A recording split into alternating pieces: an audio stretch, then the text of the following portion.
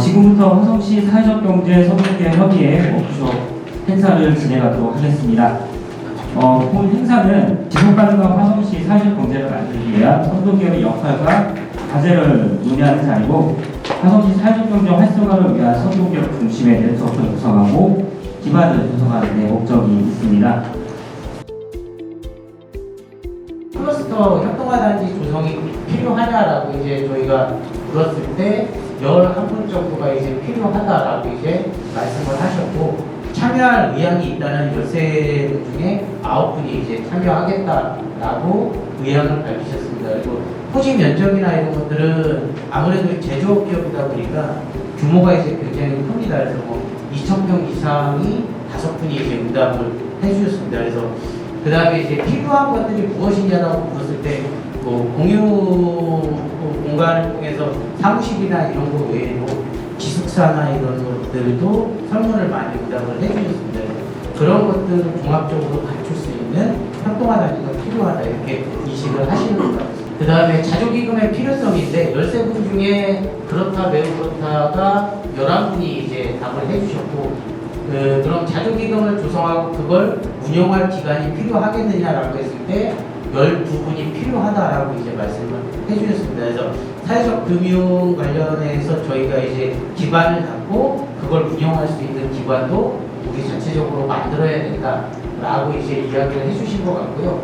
월별 그러면 자조기금 납부를 얼마씩 가능하십니까라고 여쭤봤을 때 7분이 이제 100만 원 정도 월 납부를 하겠다라고 얘기를 해주셨고, 50만 원이 5분 이렇게 해주셨다라고 보면 되겠습니다. 그 다음에 국제개발협력 사업을 지금 추진 중에 있는데, 의원분이 도의회랑 필리핀 보호라고 업무협약을 맺어서 추진하는 게 좋을 것 같다. 그래서 저희가 이제 10월에 보호를 방문해서 그거를 결정드리는데, 그 전에 이제 의원님 찾아뵙고 도의회, 경기도의회랑 보홀이랑 이제 업무협약 체결하는 거, 그런 것들을 이제 진행을 할 것 같습니다. 그리고 또 한국희망재단에서 1억 5천을 저희에게 지원을 해주겠다라고 약속을 하셨습니다. 그래서 내년도부터 이제 추진이 될 때 매년 3년 동안 5천만 원씩 이제 지원을 해주겠다라고 이제 약속이 되고 있습니다. 그리고 여기서 보시면 이제 제조업 기업들이 대부분 이제 남서부 지역에 있다 보니까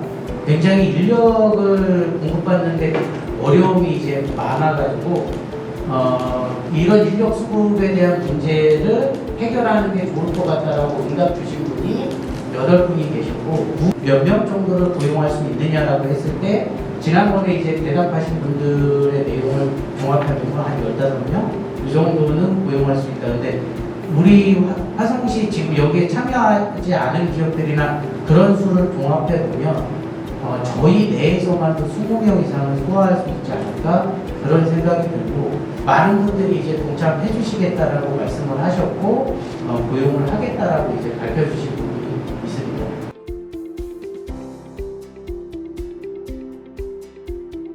사회적 금융이라는 주제로 조금 3가지 주제로 나누어서 어떠한 현황이고 왜 필요한지, 그리고 또 어떠한 사례들이 있는지를 또 외부에 있는 분들을 모시고 같이 토론하고 또 논의하는 시간을 갖도록 하겠습니다. 오늘 이제 하는 얘기는, 제가 이제 말씀드리려고 하는 얘기는 사회적 금융이 왜 필요한지, 그리고 우리가 어떻게 해야 되는지, 어떤 것들을 만들어야 되는지에 대해서 말씀을 드리도록 하겠습니다. 그래서 사회적 금융의 분류를 보면은 요 가장 첫 번째가 마이크로 파이낸싱, 그 다음에 임팩트 투자, 그 다음에 공동체 금융, 지역 금융. 지역 금융과 이제 공동체 금융을 이제 함께 묶는 경우도 있는데, 저는 좀 분리해야 된다라고 생각을 하고요. 그 다음에 이제 저희가 추진하고자 하는 협동금융, 신협 같은 게 있겠습니다. 그래서 사회적 금융 활성화를 위해서 선도기업들이 할 역할이 뭐냐라고 했을 때, 첫 번째로는 사회적 금융의 가장 근간 밑바탕이 되는 게 자조기금입니다. 자조기금 확대하는데 선도기업의 역할이 필요하다라고 생각이 들고, 두 번째는 관계금융 실천을 위해서 사회적 금융 중개기관을 저희가 만들어서 저희가 직접 그 자금을 운용해 나가야 된다. 그리고 여러 가지 자금 공급 방안을 마련하려다 보면 투자사가 필요합니다. 그래서 그런 투자사를 설립하고 단체 실력을 설립한다. 그러니까 지역사회 내로 보면 지역사회 내에서 사회적 경제에 금융을 공급하는 게 지금은 어떻게 보면 이제 시에서 가지고 있는 행정기금인데 그것뿐만이 아니라 저희가 조성한 자조기금, 그래서 사회적 금융중개기관 통해서 관계금융을 실현하고 투자사를 통해서 투자가 가능할 수 있게끔 설계를 하고 신협을 만들어서 도매기금의 역할 비슷하게 할 수 있어야 된다. 그래서 각각의 이제 역할은 다른 것 같아요. 이런 것들이 다 필요하다라고 생각이 듭니다. 네, 다시 인사드리겠습니다. 문보경이라고 합니다. 반갑습니다. 화성시 자조기금의 좀 비전에 대해서 좀 제안을 드리고, 근데 요거는 지금 진행되고 있는 화성시 사회적경제 기금 2차 5개년계에 그 내용하고 좀 연동시켜가지고 좀 말씀을 드리도록 하겠습니다.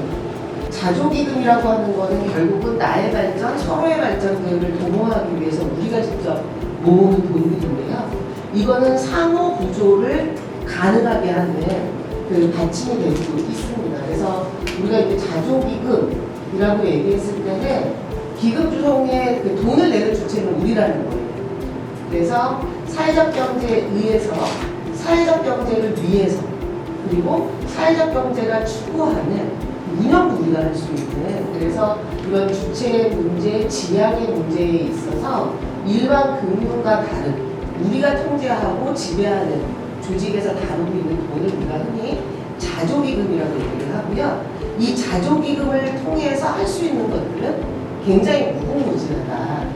그래서 우리가 지금 얘기하고 있는 화성시 사회적 경제 자조기금이라고 했을 때는 화성시에 소재하는 사회적 경제 기업들이 상호 신뢰에 기반해 연대를 통해서 기금을 만들고 서로 돕는 상부상조 금융이다라고 정리할 수 있겠습니다.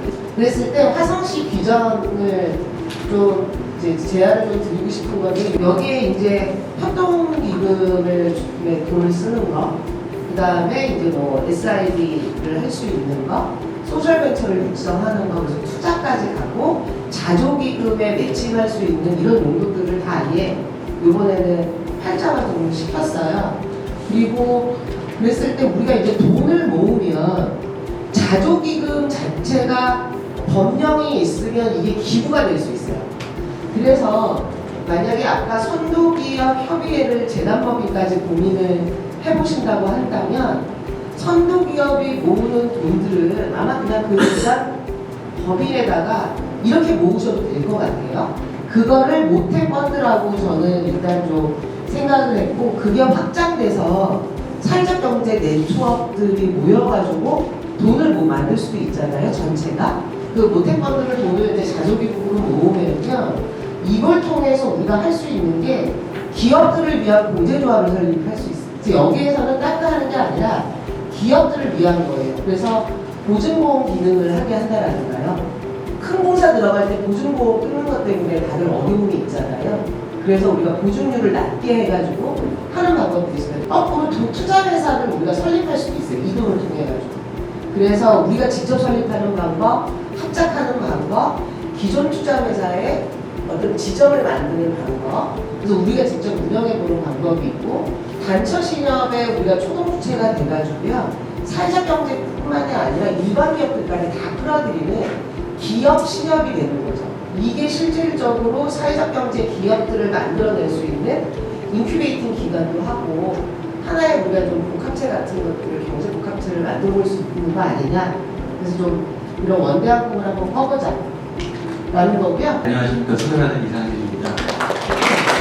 사회적 금융이 포용성이라는 게 지속 가능하려면 뭐가 필요하지?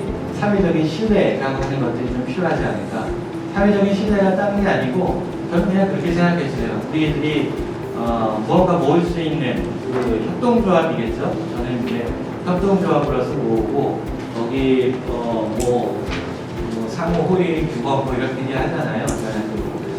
내가 꼭 언젠가는 도움을 받을 수도 있는 거고, 내가 도움을 지금 당장 받지 않더라도 저희 자조기금을 만들 때도 내가 도움받겠어 이렇게 2014년에 만들지 않았어요.